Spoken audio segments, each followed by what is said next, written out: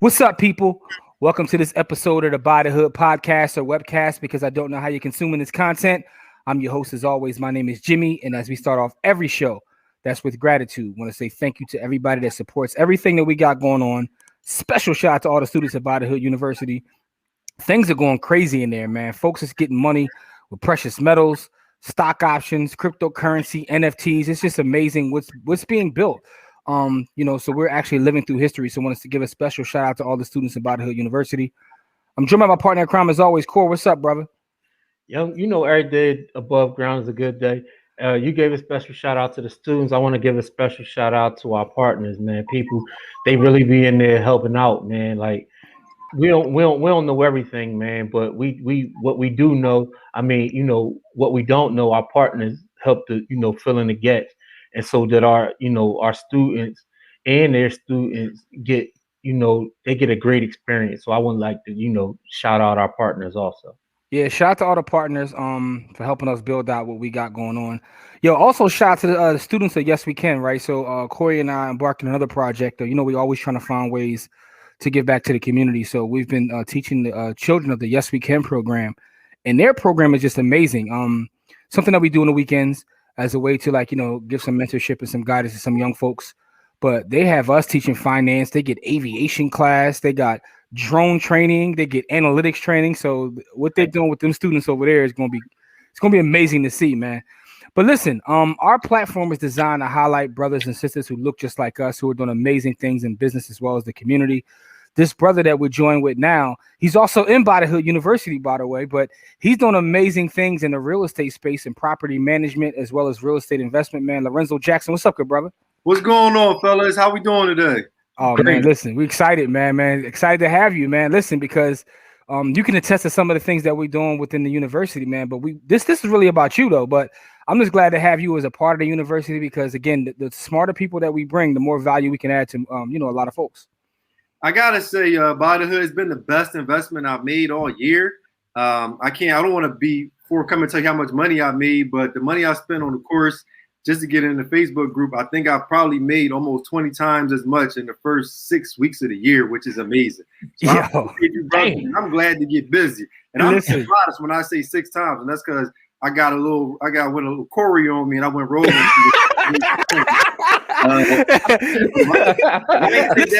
Man, we talking like almost 30, 40 times. So I'm very happy to be here, and I feel like I should cash app y'all something every week. No, man, it's all good, man.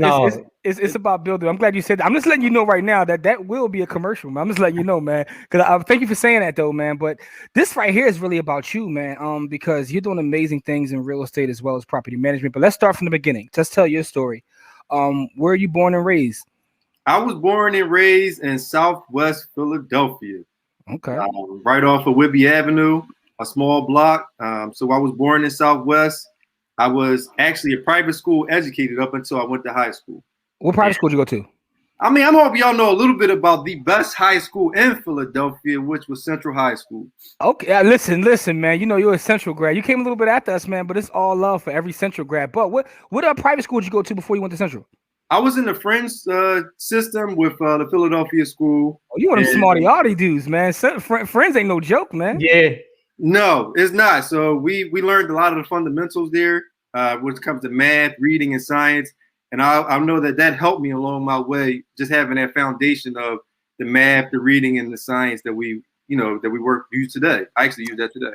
Yeah, so let me ask you a question about your parents, because obviously they valued education too. Because for another thing about friends is friends ain't cheap. So they invested in you. I know Corey was putting his kids through there, and it costs like more than most folks' mortgages. So what was it about your parents that made them value education? Were they educators themselves, or what was it?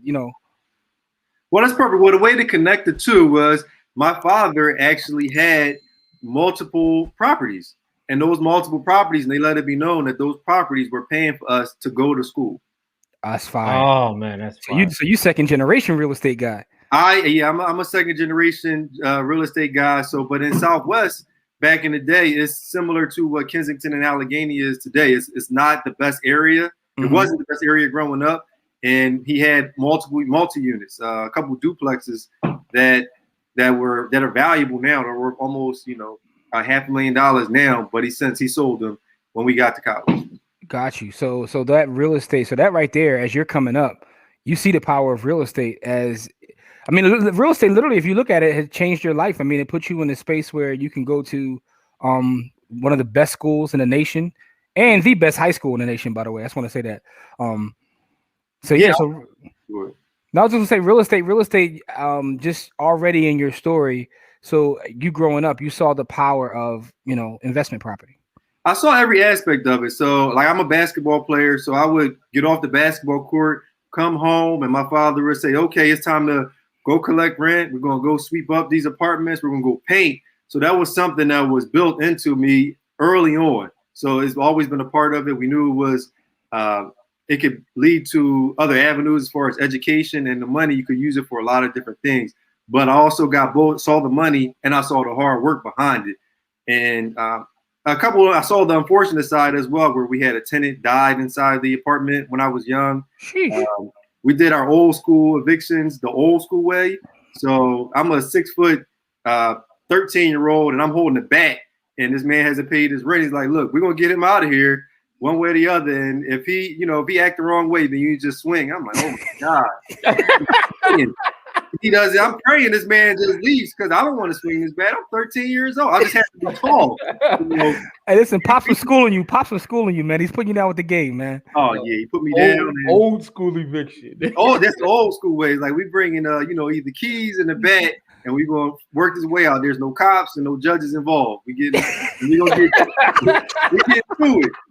So I learned a lot from that too, though. The way we should run our business. I knew that I did not want to do that as an adult. I know I didn't want to have bats and guns and just to get people out. So that also led to, sort of how I run my property management business, where we don't have to do that. That's just not a part of it. Yeah, that's amazing, man. When you went to Central, did you play ball in Central too? I did not, man. Mr. Hart, I never made the team. Okay, I was about to ask you to get the opportunity to play for Harp, man. Because Harp was that guy. Well, me and Corey played was right before Harp took over. We played for Greco. Okay. Me and Corey both was on the squad. We played for Greco though. But shout to Mr. Harper. He's that guy. On the basketball team? Yes, we did. Yeah. Yes, sir. We definitely balled out. Yes, sir. That's how me and Corey met. Me and Corey met playing ball. Okay, I seen the football pictures. I didn't know y'all. Okay. Yeah, Corey's on the football team too. I didn't play. I played football one season, and they told me I had to get up too early, so I stopped showing up. Like this is like before school even started. Like months before school started, you had to show up, and I'm like, I ain't doing that. But that's either here nor there, man. But we definitely play hoops. But with that being said, though, so you went to Central. After Central, what did you do after Central? I'm an HBCU grad.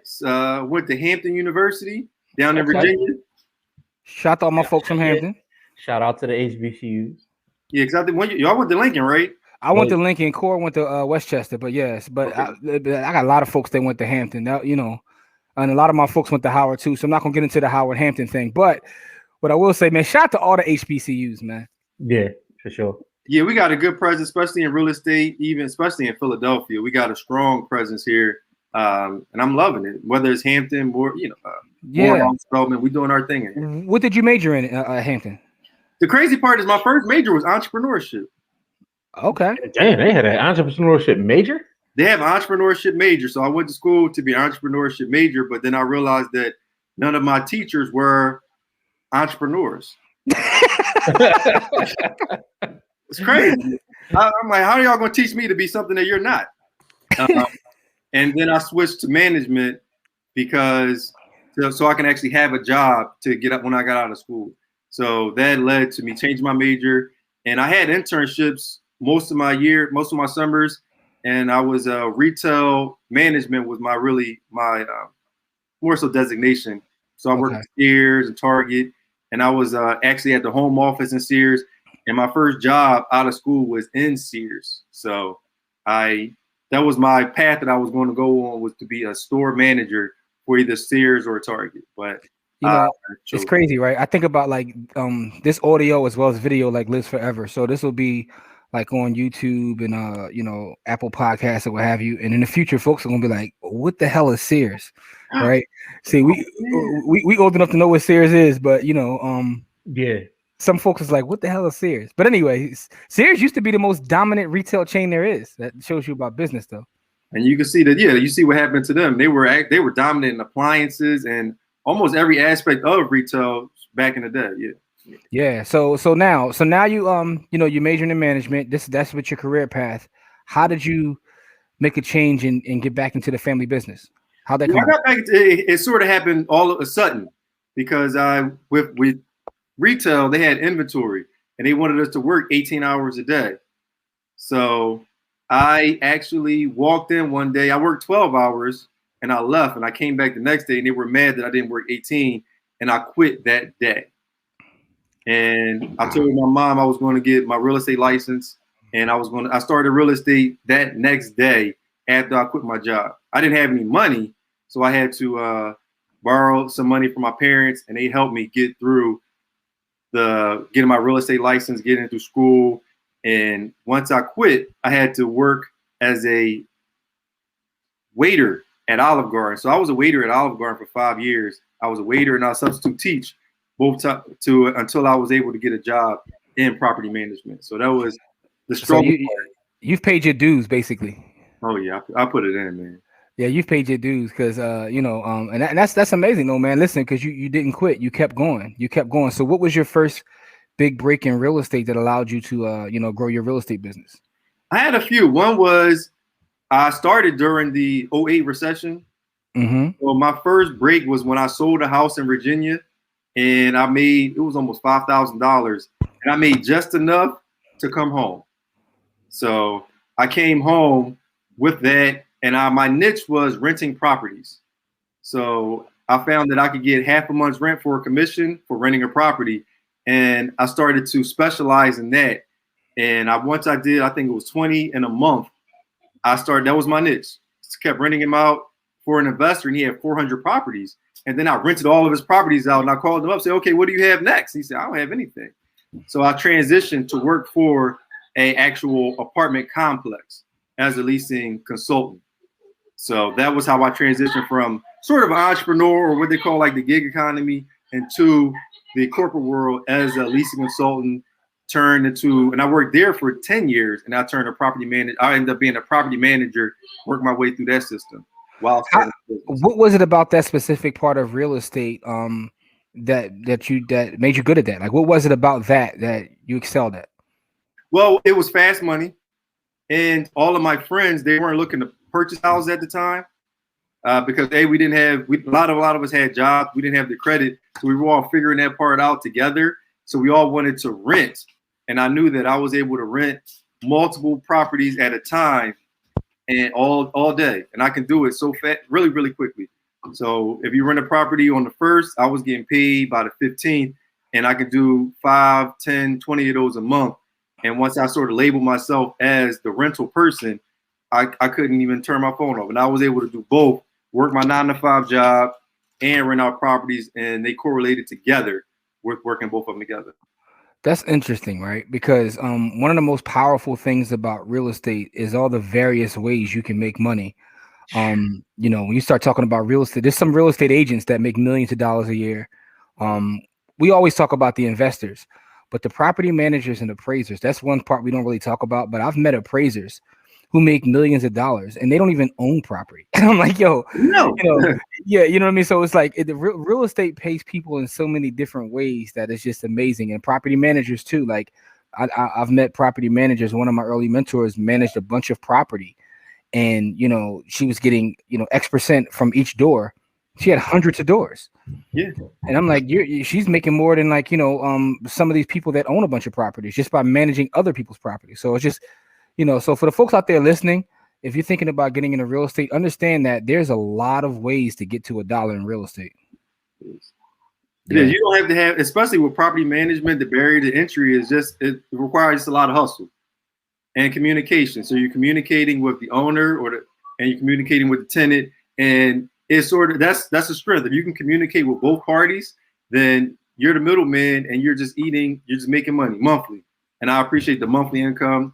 And if you find, I don't know if you're going to break down the business model, I don't mind doing that as well. But you can break down, it's 10 different ways you can make money just by managing the property, which is another benefit that I was able to learn in the corporate world as well. All right, so do that for us. I mean, you don't have to go into specifics, but just give us give us a couple examples, because I know, like, from following your IG page, that you're an investor now as well. You own your own projects, but Yes. you still make a lot of money as a property manager. Give us a couple ways as a property manager that you make money. So one way you make property is, one off the top, is managing the property. So you can either have a set fee or you can charge a percentage. Most people charge a percentage between 5 to 7%, or you can charge a flat fee of, let's say, $50 per unit. So that's one way. The next way is, every time that the apartment turns or somebody leaves, you have to rent that apartment out again. So in that, you can get up to a half a month's rent, even a full month's rent. So you benefit from the tenant leaving. So you can benefit from managing the property, actually leasing the property when it's gone, and by us owning a construction company, we can also make money from turning the apartment. So when we turn the apartment over, you need to paint it, you want it cleaned, we can do all of that, and then we have a small surplus on top of that. And in addition to that, every time something happens when it comes to managing the property, maintenance-wise, if you have your own team, you can also make money off of that as well. So we have our plumber come out, and he may charge us $100, but we may charge back to the owner $150, understanding that that's our fee for our service fee. So that's 4 different ways. And if you can imagine, if you own 100 different units and you have 20 service calls, 10 people moving out, and you got 10 people moving in every month, the amount of that you can make is amazing. Hey, you make more than the damn owners. That's awesome, man. That's awesome. So listen, your story is amazing because, like I said, you paid your dues. You know, it sounds like a Hollywood story. I want to be in a waiter, but you did everything to get yourself to be in this position that you're in now. What is it like now being a landlord or someone that owns property? Because you moved to that side as well. Owning the properties, it can be tough, especially right now with the eviction moratorium. And you want to have, I started this to help our people, and being a landlord, it's a conflict, a constant conflict, because I don't want to have anyone out on the street. That is not our goal. We want to provide luxury housing. I don't want to evict you, because now I just hurt my community, and that is the opposite of what we're having. So I've been trying to educate our tenants. They know very well about the eviction moratorium, but they don't know that you can be evicted. And some people haven't been evicted because we just haven't done it yet, but we try to educate them on different programs. And if you've ever been evicted from us, it's because it was the very last straw that we had to do. And I think that there's strength in numbers. When you own multiple properties, you're not stressing at every month to pay a certain amount of bills. Like, I think we need 50% of our tenants to pay, and all of our bills are paid. Everything else on top of that, then we should be okay. Oh, that's dope. You got to figure it out mathematically. That's pretty dope. That's a gem right there. Yeah, you actually know the numbers. Like I know landlords that don't know nothing about the numbers. All they know is to go grab and then flip, but you know the actual numbers behind all of what's going on. That's pretty dope. Listen, you'd be surprised. There's landlords that don't even know how much they cash flow. I'm always shocked at that. When you say, well, how much do you make? They know how much they get in rent. Right. But you ask them what their expenses are, and because they're basically, you can. All right, another thing I want to say. Let me slow down real fast for the folks listening. You can be a landlord, right? You can be an investor and still live check to check. People have this thing, they think you live check to check when you work in a job. There are landlords that live check to check, and in fact, they live in check to somebody else's check, because if their tenants don't pay, they're in trouble. And I think that COVID exposed a lot of that as well. People that don't have reserves and, don't treat investing like a business. It's like, you can treat it like a hustle, you can treat it like a business. You know what I mean? So you got to have reserves and you got to understand your numbers. So great point right there about you knowing your numbers. You already know that if 50% pay, you're good. Yes. And then, it helps when you have a certain percentage of Section 8, because then they're going to pay a certain amount on the first. And if you structure it correctly, 50% of your tenants will be on Section 8. So you already know in the first of your month, you're good. And then you just have to try to collect the rest. So is that something that you strategically try to do? You try to keep about a 50% Section 8 ratio? I phased away from Section 8 a few years ago when they changed their pricing. So it wasn't beneficial to us, because there was a few $100, it was like almost a $300 gap on what we can get on the market and what we can get on Section 8. Really? So yeah, it was in West Philadelphia. Okay, in your specific area. Okay. Yeah, so I could get, let's say, 1,300 to up to 15 on the market, and my most recent one we got 18. But if I would have taken it to Section 8, they would have only gave me 1,300. So you're talking about a $500 difference a month, and that's $6,000 a year. And as much as I love Section 8, I couldn't be in that program in certain properties that we had. Got you. That makes sense. So that all comes down to knowing your areas too. Okay, so do you concentrate just out in West Philly, or do you buy all over the city, or where do you concentrate at? I do buy all over the city. I just so happen to have a niche in West and Southwest. And I don't want to forgive this, but my mentor is he has 400 properties in Southwest Philadelphia. So I was able to learn, and he took me under his wing right after I got out of school. The guy I worked for, he's older gentleman. He's a white gentleman, but they really took me under their wing and taught me everything that I knew about property management, what type of tenants to look for, what type of cash flow to have, what type of problems I'm going to have in 3 years, and even broke it down and what type of problems I'm going to have in 15 years as my mortgage starts to expire. I said, wow. So I have a blueprint. He gave me a good blueprint of a 20-year plan that we're year 4 and year 5 and execute. So what is your goal? Is your goal a certain number of doors or a certain number of cash flow? My goal was 100 number of doors, because I know if I can reach 100 doors, my kids won't ever have to work for anybody if they don't want to. So we're at a good number right now. I'm about, let's say, a third of the way. Mm-hmm. And we'll get there. We'll have to buy multi-units. But I know with that, now I changed my goal after meeting you guys. I wanted 10,000 shares. So that's really the last 6 weeks. Unfortunately, Corey, I do want to talk to you about plug maybe after this, but later on, but 10,000 shares and 100 doors, that's the goal right now. Got you. That's an amazing thing to shoot for. So along this journey, right? And you've had a journey. What has been the biggest hurdle, right? So you've had mentors, you had your father to teach you, but is the biggest hurdle when you had to leave your job, or was it something else? What was your biggest hurdle? I think the biggest hurdle, because we were in a community that maybe wasn't ready for some of the development that we were putting. So when I tell you the bad part about landlord was I had guns pulled on me, I had a knife pulled on me. You get a certain type of threats, and I don't think that people realize how the safety issues that come with being a landlord. Like, you actually are not a walking target, but people will target you if I try to evict you for not paying your rent. Somehow we end up being a bad guy, and I live in the city, and I'm not going to hide. So you will see us. That's one. The other was, yes, when I quit my job, I was so used to having my checks every other week. Everything that could happen happened in that first 30 days where I was in the hole, and I had to do a few things I had to pick up different businesses just to make it to the end of the month. I bought 4 houses 90 days after I quit my job. And that was, looking back, it was very bold, but it could have went an entirely different way if any of those projects would have went south. Okay. Yeah. Thanks for sharing that. That's amazing. So yeah. Corey, you had a question you want to ask, good brother? Yeah. So you were working a 9 to 5 and then doing the property management. What was the time management on that? How did that time management piece work?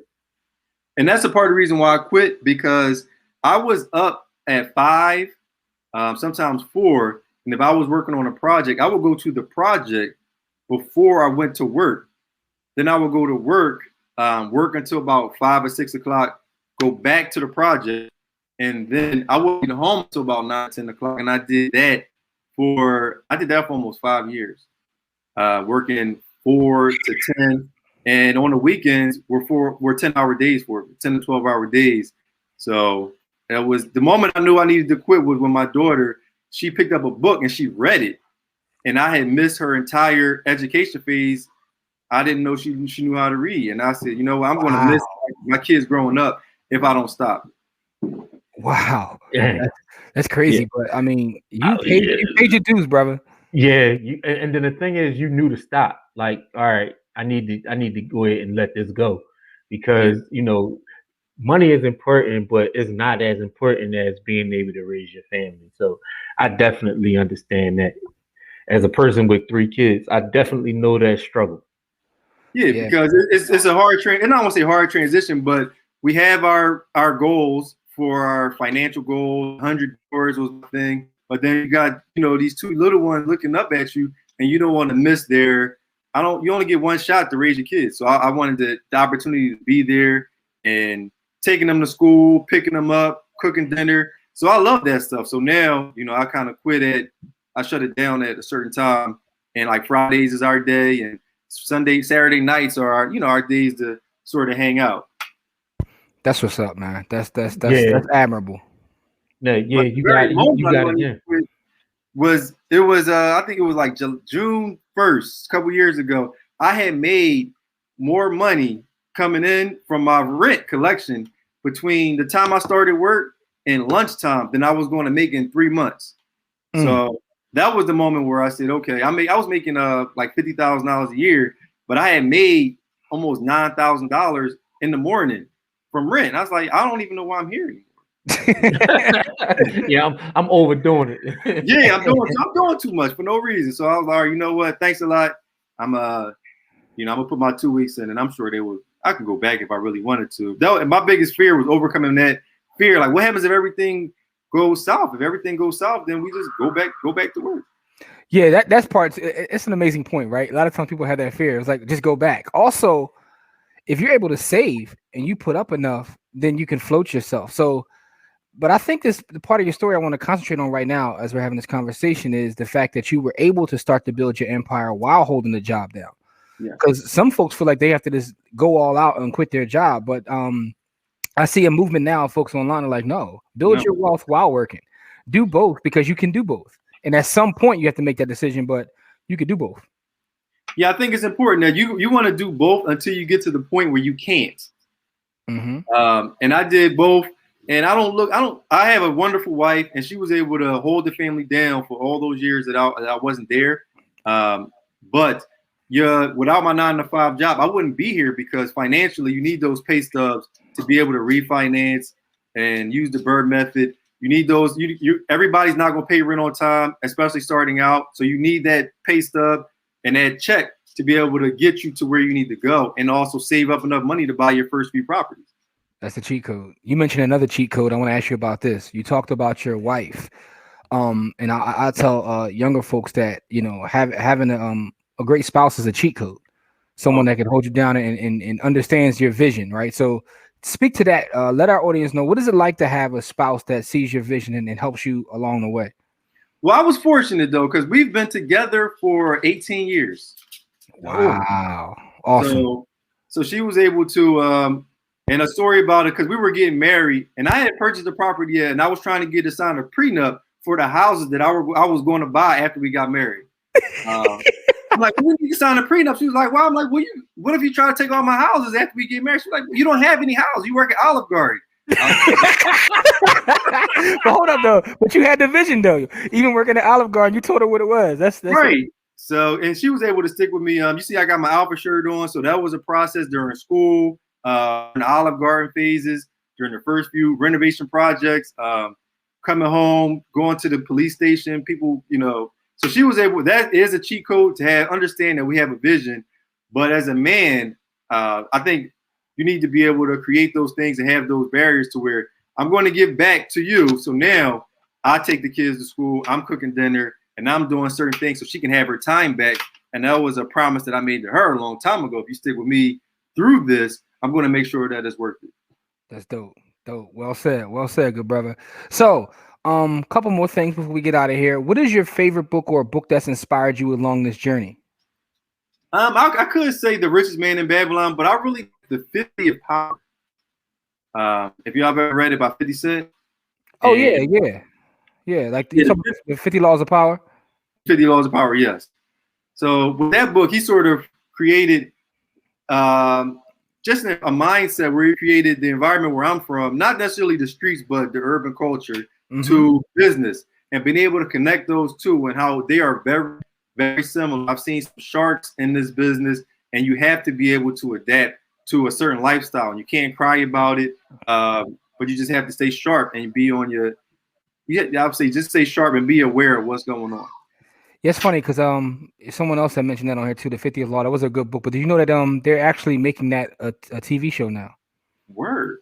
Yeah, man. yeah. I know that. It's 50 Cent and Kenya Barris, the brother. I think he did Blackish and Grownish, but they're Yeah, turning I like Blackish, man. I mean, Yeah. Blackish, yeah. That, So I think they're working together. I just saw this that they're going to make that a show. It's going to be like a episodic show. So it's the 50th Law, but it's going to like be parts of that book about the 50 laws, but taking place in terms of like 50 stories. So that should be dope, and that is an excellent read.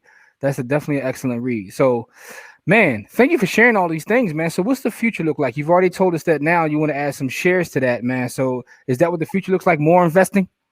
well, future, and I'm trying to take a blueprint off you guys. I told you I'm a big fan, so I love what you guys are doing in the Buy the Hood, just the overall university. So I do have, and I have a free platform. My goal this year is to create 10 real estate investors. So if I can create a community similar how we pulled up on the Mint and got those coins, Yeah. I would love for us to have 20 or 30 people in these auctions, these real estate auctions, and just buy everything up and have everybody wondering what happened. It's like, yeah, you know what happened? We got financially informed, we got our funding, and we're ready to buy our hood back, literally. That's what we're trying to do. But we're actually here to do it house by house, block by block. And it doesn't have to go in my pocket, but I wanted to go in somebody else that looks like us pocket, and we're going to keep our hood the same way. And Man, let me ask you a question. So how can we help you with that, man? Like, are you taking students now, or because we want to make sure that we help push things forward? I think right now, you guys are doing your part. So you guys have you're creating minds. You open my mind to 10 different ways to make money. So I'll focus on our real estate. You got the NFTs, but if you know anybody that has a house, I don't know if you hold, so I would say drop it in your group first. Try to keep it all in the family. Mm-hmm. The last few houses that I sold, they did not sell to people that look like us. Yeah, so, I find that too. So I got a flip that I'm working on now, and everybody that comes through to look at it, like the thing is, it's in the hood, right? So I decided not to hold this one, but you do get frustrated when you see the folks that see, because they see the vision. They come in and they're like, and I'm like, damn. So no, but it is what it is, man. Like sometimes you can't control that, but I do understand your frustration. I'm gonna say, how did that make you feel knowing that? Because I felt like doing that was like me giving my hood. I sort of felt like I was a part of the problem. I'm giving my hood back to the people I'm trying to keep it from. I felt that way doing wholesale deals. I'll be very honest. I felt that way doing wholesale deals. I kind of fell out of love with wholesale. So I'm a buy and hold guy with everything. I'm always a net buyer when it comes to investing. I don't care what asset class it is, whether we talking crypto, whether we talking precious metal stock. I like to buy and hold.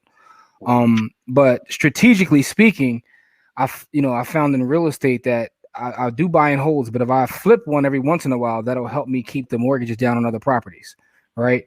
So it was strategically, but I do get the feeling sometimes when you see people that come around. So I'm figuring things out. I'm figuring out one of the things I'm still trying to get better at is like the rent to own programs.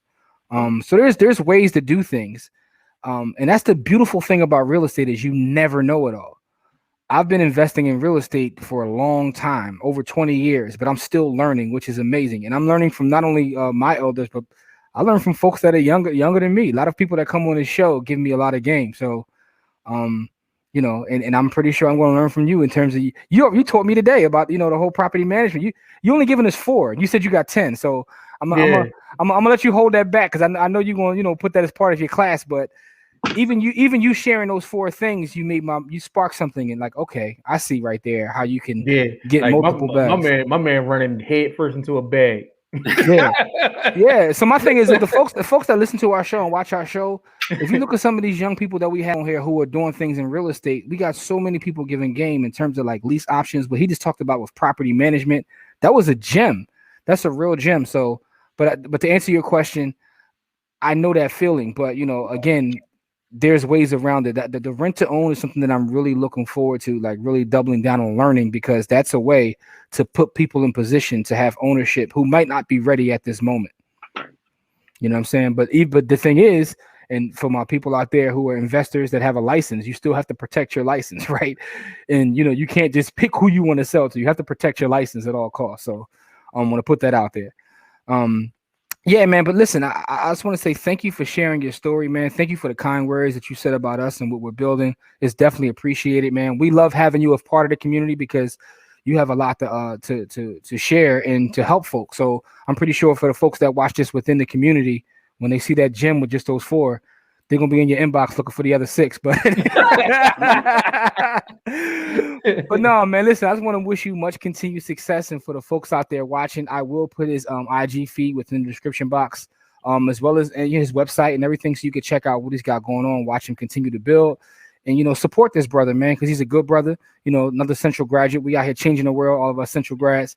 So, man, I just want to say thank you for your time, Lorenzo. I really appreciate you. Look, no problem, man. I can't wait till tomorrow, MDC. I'm ready to rock. Got my notepad ready. Let's go. We definitely will be in the MDC tomorrow, man. And for the folks out there, man, listen, thank you for everything you do. Thank you for supporting this. Please support Lorenzo. As we always say, it's not about how much money you make. It's about how much you keep. Game elevates, and we'll see you guys on the next episode. Peace. Peace.